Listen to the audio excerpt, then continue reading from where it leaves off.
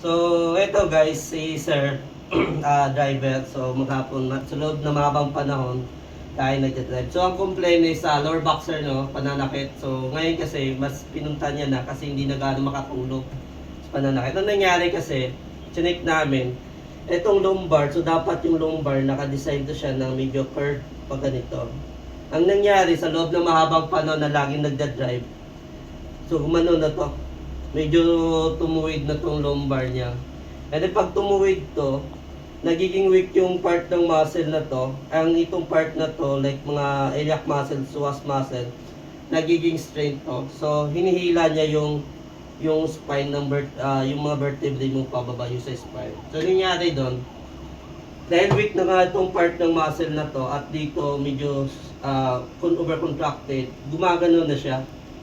Okay, pag sobrang sa loob ng mapapanon na sobrang ganito, pumuputok to, nagkakaroon ng page na. So sa iyo sir, wala pa naman to. Wala pa to kasi buo pa siya eh. Pero ipit lang yung bawat side. Kailangan natin ibalik lang to.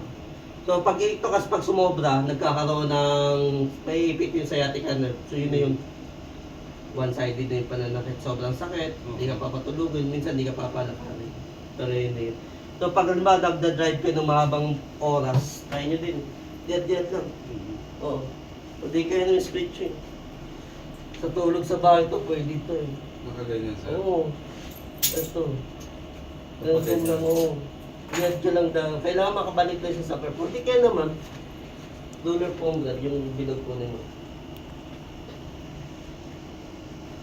Hindi naman, lagyan mo ng kwan. Lagyan mo ng sabakan dito. Pasabakan sa... Bumili ka nito. Para lang mag-curve ulit yung ano niya. Pag nag-curve wala tayong problema. Pag ano. And para... Kasi pag sumakit yan, pag di nyo nadala sa amin dito, lalala. Kaya nga Pero ito babalik mo natin sa basic lang. Okay na din patay na.